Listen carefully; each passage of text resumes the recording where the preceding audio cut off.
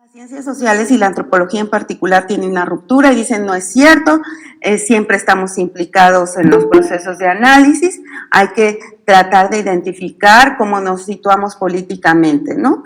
Pero sobre todo era el situarse políticamente, ¿no? Es como, soy parte de un pueblo que tuvo una empresa colonial en tal lugar y luego todavía me vengo aquí a hacer análisis. Vamos a ser reflexivos respecto a eso, a buscar cuál es mi posición frente a ese espacio que estoy tratando de analizar, ¿no? Y empiezan como muchas elaboraciones que son muy interesantes de abordar y trabajar, porque ni siquiera, digamos que esa reflexividad que ya está como muy caminada con trabajos como los de Rosana Guber o del mismo Bourdieu, está todavía sumida en nuestros trabajos de investigación y nuestras aproximaciones a las ciencias sociales. O sea, seguimos muchas veces sin ahondar sobre ese tema. Pero cuando hablamos del pulso autoetnográfico es llevar esa reflexividad a todos los ámbitos de nuestra vida, saber que estar en campo para hacer un análisis nos transforma de múltiples maneras, ¿no? Y es como estar consciente de cómo voy a ir cambiando a lo largo de un trabajo o de un análisis de lo social, ¿no? La tercera cosa que tiene que ver con esta ruptura tiene que ver con, esta es una mala traducción de juntariedad en inglés, pero podríamos hablar también y discutir como todo lo que se ha trabajado desde los feminismos como juntanza. Lo que vamos a, la ruptura de la que estamos hablando aquí es de que finalmente tú nunca puedes acercarte a la realidad del otro, de la otra, y menos a su aproximarte a una interpretación fidedigna de la cultura de otras personas. Que el trabajo que haces en todo caso es juntarte con otras personas y a partir de ahí recoger un pedacito de la realidad que tiene que ver más con la relación que tú estableces con esa comunidad o con esa otra persona que con esa persona en particular, ¿no? Y es como transformar también como esta noción de que vamos a analizar a la alteridad, ¿no? No, sería en este caso es pensar más que nos vamos a analizar juntas, juntos, juntes en ese proceso, ¿no? ¿Qué pasó cuando yo, antropóloga con tal cual característica, llegué a tal o cual comunidad, ¿no? Yo en todo caso estaré hablando de la relación que se tejió con mi presencia ahí, más que de la comunidad en sí misma. Entonces ahí tenemos tres rupturas fundamentales con el trabajo etnográfico tradicional. En todo caso, ¿no? Estaríamos hablando de la afectividad como una postura ética y política que tiene que ver con qué hacer con nuestra fragilidad. Asumirla, ¿no? Y saber que van a pasar cosas al momento en el que yo estoy tratando de analizar la realidad social y que tienen que ver con mi propia fragilidad y que tienen que ver con empezar a asumir una postura ética fundamental, central, transversal en mi trabajo con las otras personas, porque en todo caso compartimos esta inmensa fragilidad, ¿no?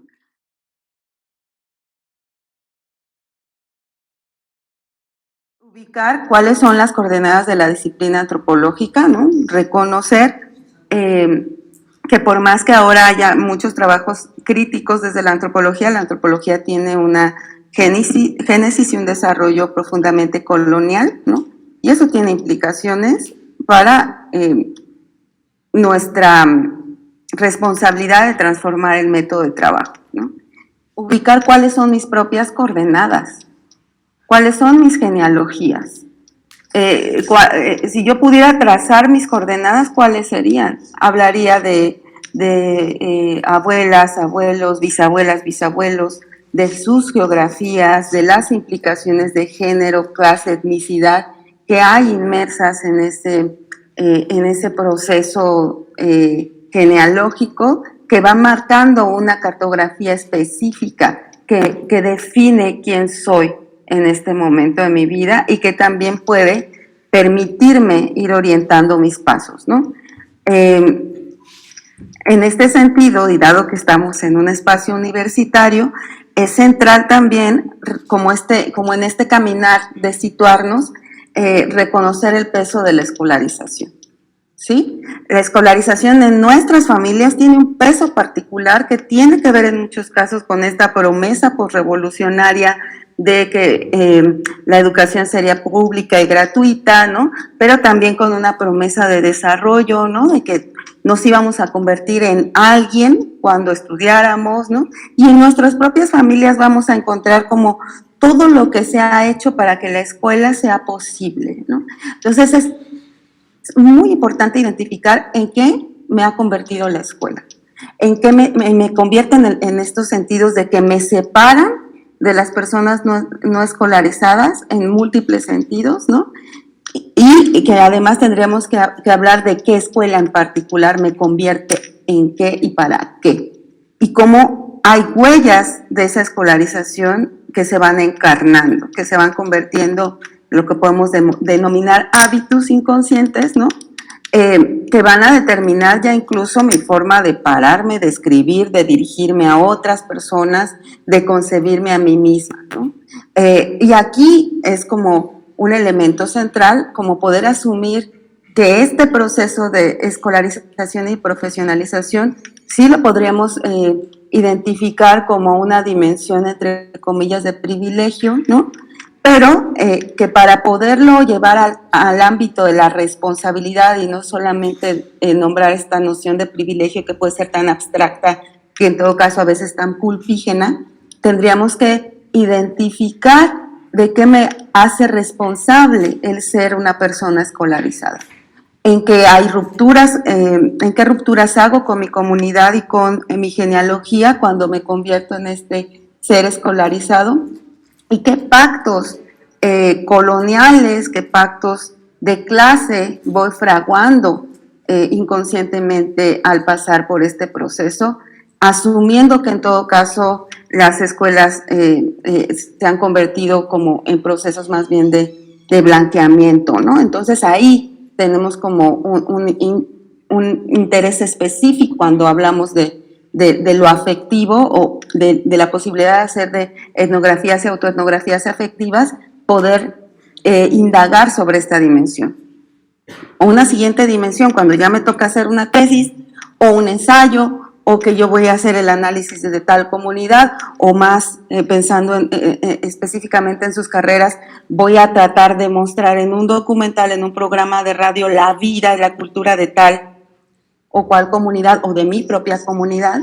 Tendríamos que también posicionarnos, situarnos, hacer este ejercicio de pulso autoetnográfico e identificar en quién me convierte el análisis de lo social, ¿no? O sea, quién tiene esa posibilidad de tener un espacio escrito, un espacio informativo, un espacio audiovisual para mostrar y compartir sus discursos en todo este nuevo ejercicio de poder del que nos tendríamos que estar responsabilizando, ¿no?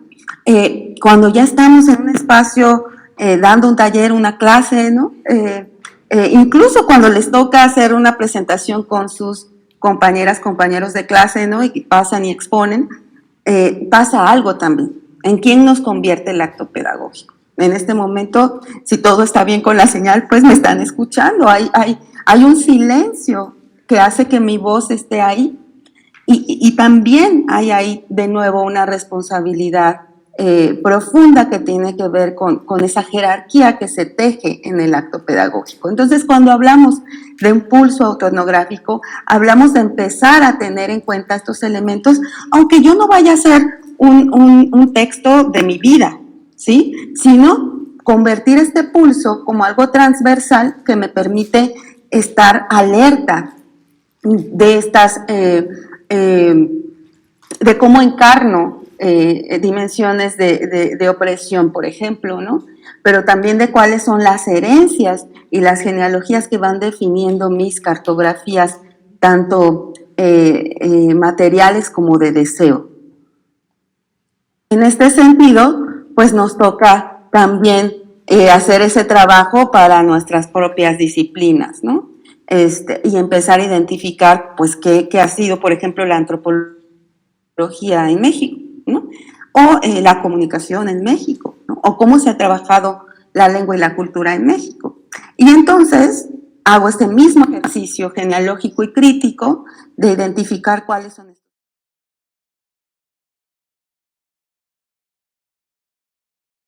Pensando, sintiendo que esto del pulso autonográfico pues es como, es llevar como esta reflexividad al ámbito de lo político, ¿no? Pero también de lo sensorial, ¿no? O sea, aquí en esta fotografía pasan cosas que tienen que ver con nuestro cuerpo, con nuestras emociones, ¿no? Con nuestras subjetividades, ¿no? Entonces, ahí es también como poner la llaga, ¿no? Y que finalmente entre más lo haces, ¿no? Pues más haces que una sola fotografía implique un proceso reflexivo, emocional, como muy fuerte, ¿no? E incluso decides cómo y en qué contexto muestras tu contenido audiovisual y el discursivo, ¿no? Y en este sentido, ¿no? Pensaremos en todo caso que la teoría que leemos siempre es una praxis, o sea, siempre es práctica. Y que entonces hacer todo este ejercicio de revisión pues implica empezar a pensar pues a quiénes leemos, desde dónde hacemos estas lecturas, cómo nos relacionamos con las lecturas que hacemos, qué ausencias se trazan en las lecturas que no son asignadas a planes y programas, ¿no? Afortunadamente ustedes están en espacios en donde otras lecturas son posibles y eso siempre se va a celebrar, pero digamos que en la generalidad de las universidades se va a leer primero al hombre blanco heterosexual, que seguramente va a ser el padre de la disciplina o los padres de la disciplina en la que nos desenvolvamos, ¿no? Y en ese sentido, toda nuestra teoría va a estar orientada con una mirada hacia el norte, hacia el occidente, y identificar que eso también traza un peso es importante, ¿no? Eso también, y es donde leemos autoras de nuestras regiones, ¿no? Pues resulta importante, y el tiempo que ustedes dedican a leerse entre ustedes también es esencial, ¿no? Y entonces vamos como dándole cuerpo a esta idea del afecto, ¿no? Como esto que nos implica, incluso cuando leo un texto, ¿no? Y de esta intención de mantener como una constante búsqueda de qué implicaciones tiene eso para el tipo de análisis o de discursos audiovisuales que yo genero, ¿no? Y en ese sentido nos vamos directamente al tema de los métodos, ¿no? Desde esta ruptura vamos a hablar más de una participación encarnada. O sea, la observación participante, ¿no? Así como nos suena, pues pareciera que realmente podemos hacer que nuestros ojos, nuestra mirada, ¿no?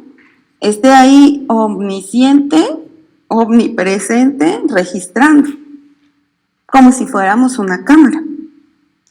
Y que es nuestra mirada la que participa de los eventos. Eso para empezar a la gente que está haciendo antropología sensorial y que enfrenta alguna situación de discapacidad visual, les hace crujir. O sea, si yo no veo, yo no puedo hacer etnografía, sería como una primera pregunta. Y la segunda es, espérate, mis ojos no están sueltos, ¿no? No soy una cámara, ni las cámaras registrarían lo mismo, porque para empezar se tienen que ubicar en lugares distintos, aunque estuvieran pegadas, ¿no? Estarían registrando algo distinto. Aunque fueran del mismo modelo, habría variaciones en las cámaras, ¿no? Entonces es mi cuerpo el que participa de los procesos que estoy registrando. Y cuando yo asumo que es mi cuerpo el que está ahí, mi registro se vuelve más vasto, más interesante. O sea, no solamente es como, ay, sí, ya incluye lo subjetivo y el cuerpo y no sé qué, sino que además, en términos de construcción del conocimiento, yo puedo registrar mayor cantidad de información, ¿no? Que nos va a hablar de ese proceso al que quiero referirme. Entonces, aquí es como, de nuevo, desde este enfoque en construcción, el atreverse a plantear transformaciones en las metodologías tradicionales. Y bueno, En general, lo que buscamos es no solamente hacer etnografías afectivas y autoetnografías afectivas, sino empezar a construir un enfoque, ¿no?, que nos permita atender como estas inquietudes que siempre se han tenido, y muchos chicos están haciendo etnografía tradicional y empiezan a crujir en muchos sentidos, porque pues su cuerpo, su vida, su subjetividad se compromete en el registro. Entonces, para nosotras es como enfrentar o abordar o a platicar de frente estas preocupaciones, ¿no?